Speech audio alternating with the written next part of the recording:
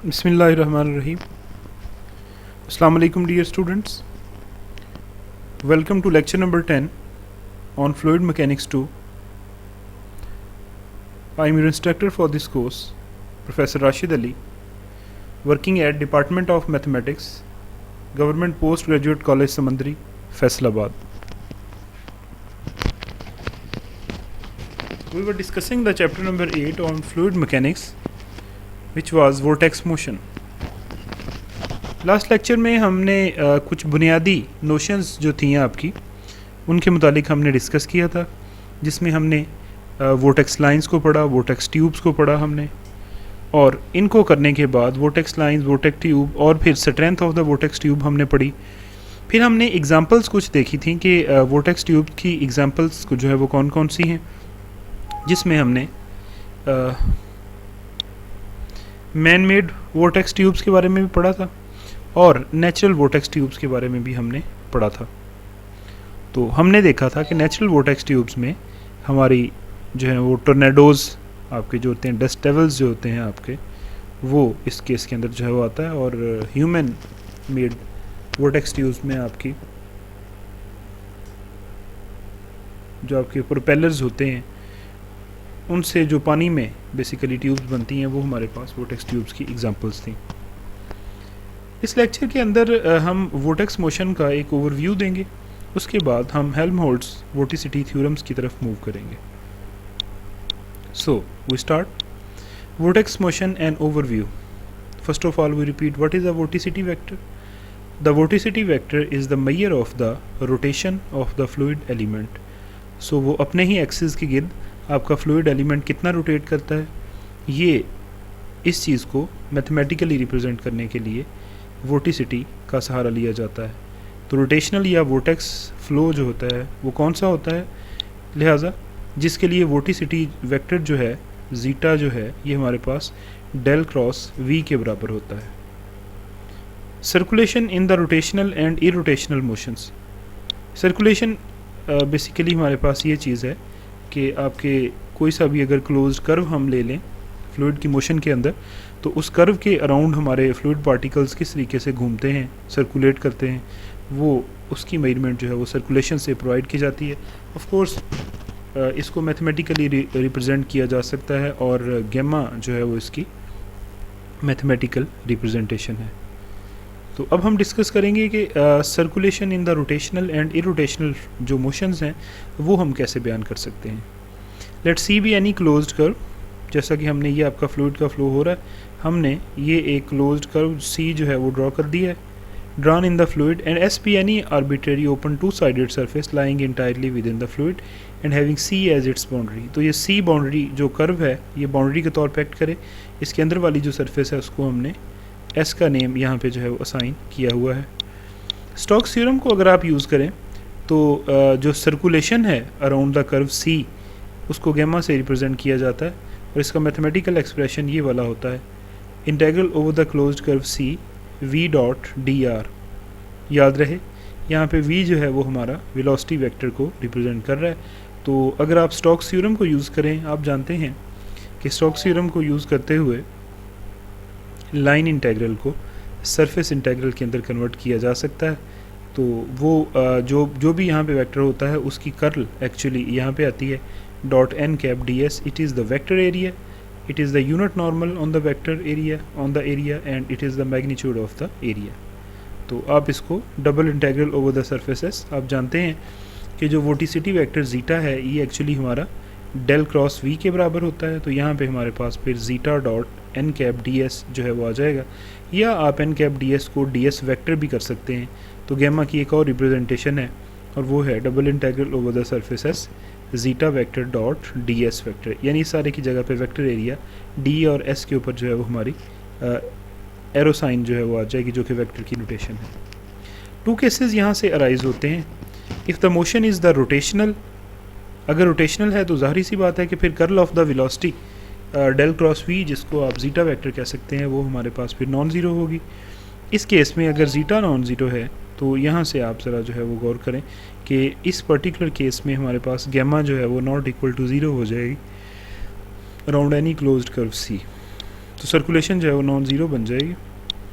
और अगर आप दूसरी एंगल से देखें, on the other hand if the flow is irrotational, अगर रोटेशनल है तो फिर हमारे पास जो कर्ल ऑफ द वेलोसिटी है इस पर्टिकुलर केस में, जो पार्टिकल्स के अपने एक्सिस के गिर्द घूमने वाला इफेक्ट है, इस केस में जो ज़ीटा है वो ज़ीरो हो जाएगी। तो इस केस में फिर गैमा जो है वो ज़ीरो के बराबर हो जाएगी।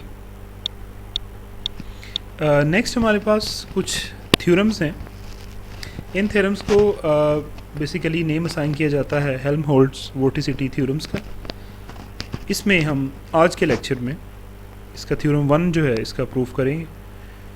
इस थ्योरम का मैसेज जो है वो ये है कि prove that a vortex line moves with the fluid. Vortex line आपकी जो होती हैं फ्लूइड की मोशन के अंदर, वो मोशन के साथ साथ ही जो है वो फ्लूइड जहाँ जहाँ मूव करता है वो भी साथ साथ ही मूव करती हैं। तो हम इसको प्रूव करेंगे इसके अंदर। लेट अस सपोज दैट कि फ्लूइड का फ्लो जो है वो कहीं पे हो रहा है, तो आपने जो है वो यहाँ पे एक क्लोज्ड कर्व ड्रॉ किया और एस जो है वो सरफेस है जिसकी बाउंड्री ये आपका क्लोज्ड कर्व सी जो है वो बना रहा है। Let C be any closed curve containing an area S of the surface which is composed wholly of the vortex line। ये जो आपकी सरफेस है इसमें सारी की सारी vortex lines हैं। इवन ये जो सारी की सारी हैं सरफेस पूरी, ये तो हमने एक हिस्सा उसका लिया है अपनी स्टडी के लिए, तो सारी की सारी vortex lines के ऊपर जो है वो मुश्तमिल है। Since we know that S consists of the vortex lines, अब S जो सरफेस है आपकी इसमें सारी की सारी vortex lines ही आपकी जो है वो पड़ी हुई हैं, सारी की सारी vortex lines पड़ी हुई हैं। Definition of the vortex line को अगर आप दोबारा ज़रा रिकॉल करें, definition of the vortex line क्या होती है? टेंजेंट एक ऐसा कर्व होता है कि जिसकी tangent to each point at a vortex line is along the vorticity vector zeta vector. कि एक ऐसा कर्व है कि आप इसके किसी भी पॉइंट के ऊपर अगर टेंजेंट ड्रॉ करें तो वो उस पॉइंट पर वोटिसिटी वेक्टर जीटा की डायरेक्शन में आता है। So zeta is tangential to each point of the surface S. अब आपकी सरफेस एस के हर पॉइंट के ऊपर वोर्टेक्स लाइंस ही हैं, तो ज़ाहिर सी बात है फिर आगे फिर आपका जीटा वेक्टर जो है ये सरफेस एस के हर पॉइंट के ऊपर जो है वो टेंजेंशियल होगा। अब एन कैप हमारा अगर उस सरफेस के ऊपर यूनिट नॉर्मल को रिप्रेजेंट करे, यानी कि उस सरफेस के ऊपर 90 के एंगल पे हो, तो अब चूँकि जीटा वेक्टर जो है वो along the tangent to the surface है, तो फिर दोनों के दरमियान एंगल हमारा यानी कि जीटा के दरमियान और एन कैप के दरमियान एंगल बन गया 90 डिग्री का। तो फिर हम जानते हैं कि क्रॉस प्रोडक्ट ऑफ द जो dot product of the vectors है कि अगर दो वेक्टर्स जो हैं वो आपस में परपेंडिकुलर होते हैं, तो अगर वो परपेंडिकुलर हों तो इस सूरत हाल में हमारे पास फिर उनकी डॉट प्रोडक्ट का आंसर जो है वो ज़ीरो के बराबर होता है।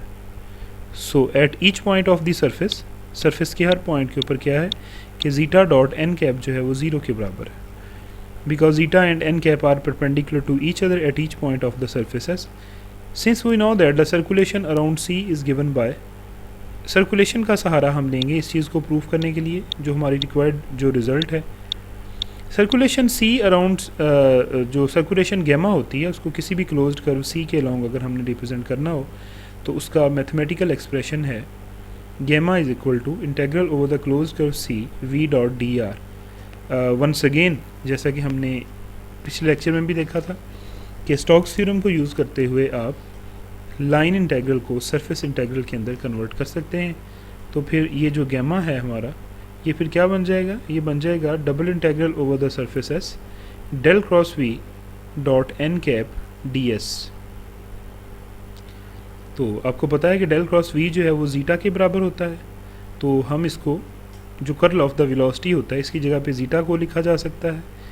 और इसी तरीके से फर्दर अगर आप देखें, अब अगर आप एक चीज़ जो है वो यहाँ पे गौर करें तो ये जो zeta vector dot n cap है इसकी वैल्यू ज़ीरो पुट की जा सकती है, लेकिन शर्त है eight each point of the surface S. Surface के हर पॉइंट पर जीटा और एन कैप की डॉट प्रोडक्ट जो है वो ज़ीरो है।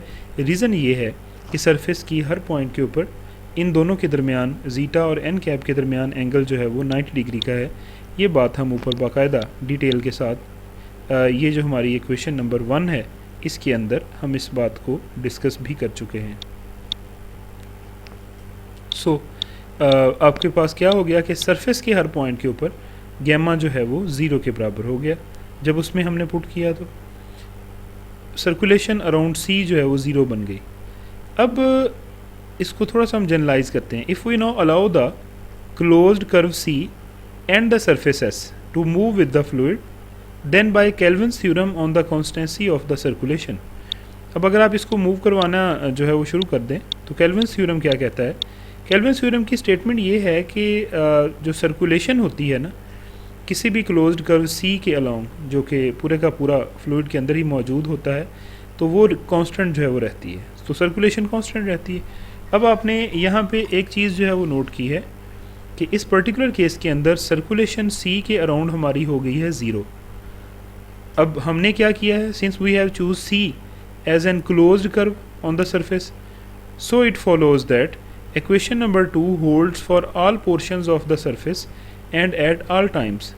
अब Kelvin's theorem on the constancy of the circulation के मुताबिक हमारी सर्कुलेशन जो है वो कांस्टेंट रहेगी, लिहाजा जो आपने gamma is equal to zero आपने जो है वो उस लम्हे पर, ये जो ऊपर वाली इक्वेशन में आपने उस लम्हे के लिए निकाला था सरफेस के लिए ये वाला, अब ये हर जगह पे ही ज़ीरो होगा तमाम पोर्शंस सरफेस के लिए और तमाम टाइम्स के ऊपर।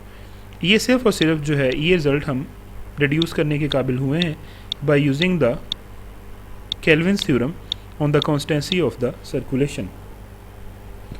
तो फिर लिहाजा यहाँ से हम कह सकते हैं कि gamma is equal to zero at each point of the surface and at all subsequent times.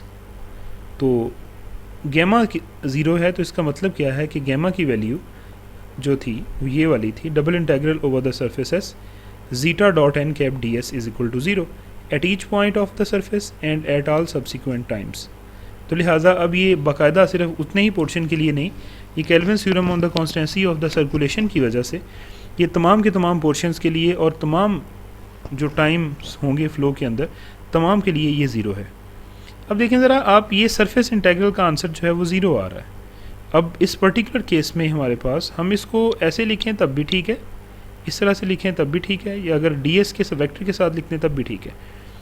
S हमारी आर्बिट्रेरी सरफेस है, अगर एस आर्बिट्रेरी सरफेस है तो ये इंटेग्रल जो है वो अगर हमारा इस क्वांटिटी ये जो zeta vector dot n cap है अगर इसके लिए ज़ीरो आ रहा है तमाम औकात में हर जगह पे, तो इसका मतलब ये है कि ये बज़ाते खुद ही ज़ीरो है, इसीलिए इसका ये जो सरफेस इंटेग्रल है ना इसका आंसर जो है वो ज़ीरो आ रहा है। तो हम यहाँ से कंक्लूड करेंगे कि zeta vector dot n cap is equal to zero at each point of the surface and at all subsequent times. तो लिहाजा यहाँ से फिर क्या रिजल्ट निकला?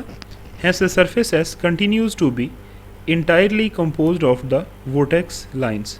चूँकि हमने ये बात यहाँ से निकाली है कि सरफेस के हर पॉइंट के ऊपर और हर जगह पे ज़ीटा और एन कैप की जो डॉट प्रोडक्ट है उसका आंसर ज़ीरो है, तो इसका मतलब क्या हो गया कि सरफेस के हर पॉइंट के ऊपर आपका जो ज़ीटा वेक्टर है वो अलोंग द टेंजेंट है। तो जब सरफेस के हर पॉइंट के ऊपर zeta vector along the tangent है तो ये डेफिनेशन तो होती है वोर्टेक्स लाइंस की। इसका मतलब ये है कि सरफेस के हर पॉइंट के ऊपर जो है वो वोर्टेक्स लाइन आपकी मौजूद है।